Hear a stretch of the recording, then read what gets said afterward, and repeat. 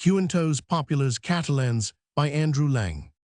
There was once a girl so poor that she had nothing to live on and wandered about the world asking for charity. One day, she arrived at a thatched cottage and inquired if they could give her any work. The farmer said he wanted a cowherd as his own had left him, and if the girl liked the place, she might take it, so she became a cowherd.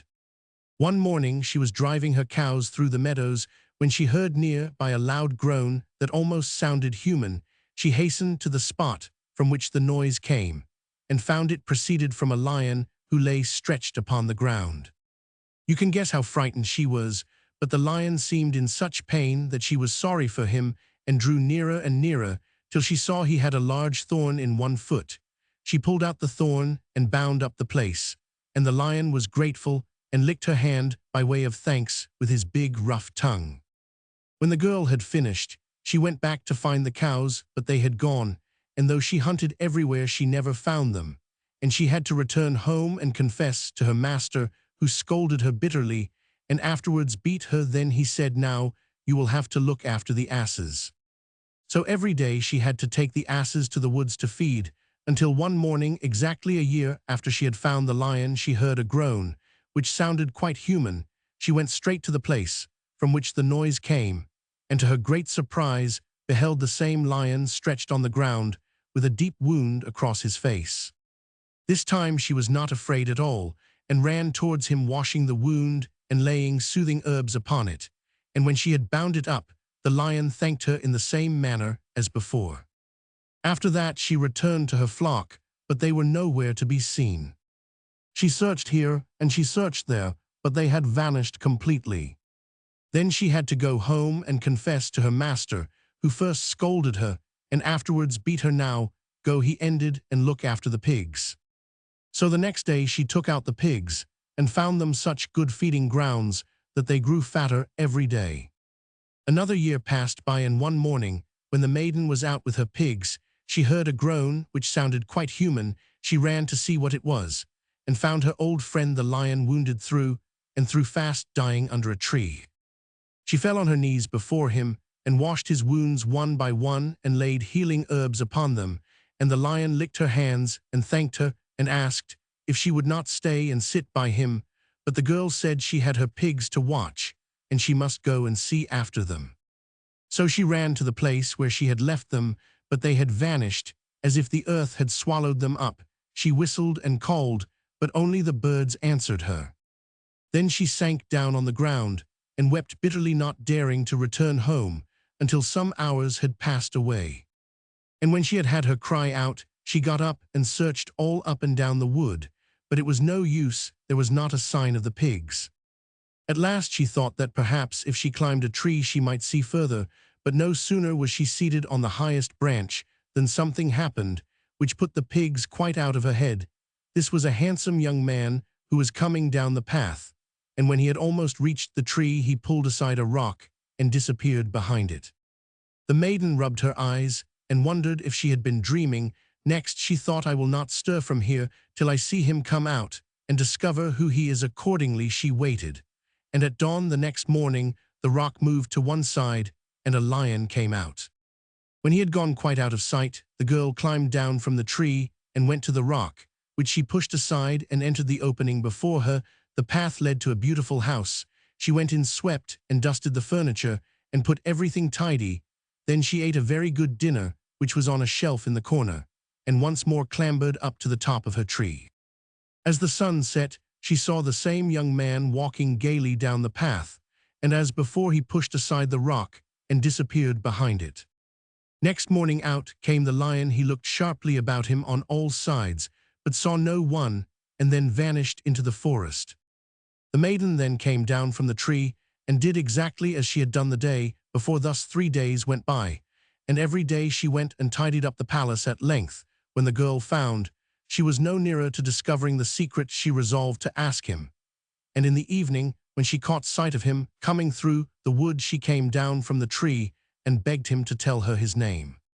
The young man looked very pleased to see her, and said he thought it must be she who had secretly kept his house for so many days, and he added that he was a prince enchanted by a powerful giant, but was only allowed to take his own shape at night, for all day he was forced to appear as the lion whom she had so often helped, and more than this, it was the giant who had stolen the oxen and the asses and the pigs in revenge for her kindness. And the girl asked him, "What can I do to disenchant you?" But he said he was afraid it was very difficult, because the only way was to get a lock of hair from the head of a king's daughter to spin it, and to make from it a cloak for the giant who lived up on the top of a high mountain. "Very well," answered the girl, "I will go to the city and knock at the door of the king's palace, and ask the princess to take me as a servant." So they parted, and when she arrived at the city, she walked about the streets crying, "Who will hire me for a servant? Who will hire me for a servant?" But though many people liked her looks, for she was clean and neat, the maiden would listen to none, and still continued crying, "Who will hire me for a servant? Who will hire me for a servant?" At last there came the waiting maid of the princess. "What can you do?" she said, and the girl was forced to confess that she could do very little. "Then you will have to do scullion's work and wash up dishes," said she, and they went straight back to the palace.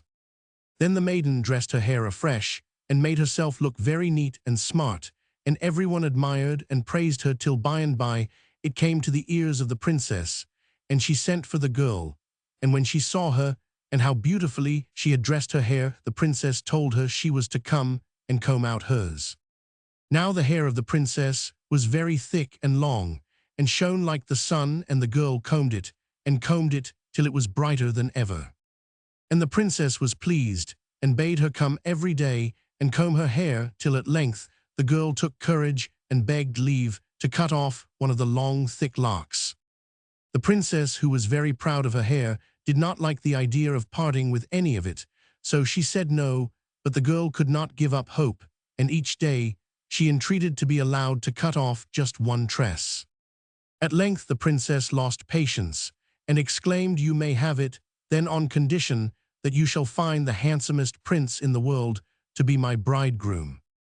And the girl answered that she would, and cut off the lock, and wove it into a coat that glittered like silk, and brought it to the young man, who told her to carry it straight to the giant, but that she must be careful to cry out a long way off what she had with her, or else he would spring upon her and run her through with his sword. So the maiden departed and climbed up the mountain, but before she reached the top, the giant heard her footsteps and rushed out breathing fire and flame, having a sword in one hand and a club in the other. But she cried loudly that she had brought him the coat, and then he grew quiet and invited her to come into his house. He tried on the coat, but it was too short, and he threw it off and declared it was no use, and the girl picked it up sadly and returned quite in despair to the king's palace. The next morning, when she was combing the princess' hair, she begged leave to cut off another lock. At first the princess said no, but the girl begged so hard that at length she gave in on condition that she should find her a prince as bridegroom. The maiden told her that she had already found him, and spun the lock into shining stuff, and fastened it on to the end of the coat, and when it was finished, she carried it to the giant. This time it fitted him, and he was quite pleased, and asked her what he could give her in return, and she said that the only reward he could give her was to take the spell off the lion and bring him back to his own shape. For a long time the giant would not hear of it, but in the end he gave in and told her exactly how it must all be done. She was to kill the lion herself, and cut him up very small, then she must burn him, and cast his ashes into the water, and out of the water the prince would come free from enchantment forever. But the maiden went away, weeping lest the giant should have deceived her, and that after she had killed the lion she would find she had also slain the prince. Weeping she came down the mountain, and weeping she joined the prince, who was awaiting her at the bottom. And when he had heard her story, he comforted her, and bade her be of good courage, and to do the bidding of the giant. And the maiden believed what the prince told her, and in the morning when he put on his lion's form, she took a knife and slew him, and cut him up very small, and burnt him, and cast his ashes into the water, and out of the water came the prince, beautiful as the day, and as glad to look upon as the sun himself. Then the young man thanked the maiden for all she had done for him, and said she should be his wife and none other, but the maiden only wept sore, and answered that she could never be, for she had given her promise to the princess, when she cut off her hair, that the prince should wed her and her only. But the prince replied, "If it is the princess, we must go quickly, come with me." So they went together to the king's palace, and when the king and queen and princess saw the young man, a great joy filled their hearts, for they knew him for the eldest son who had long ago been enchanted by a giant and lost to them. And he asked his parents' consent that he might marry the girl who had saved him, and a great feast was made, and the maiden became a princess, and in due time a queen, and she richly deserved all the honors showered upon her.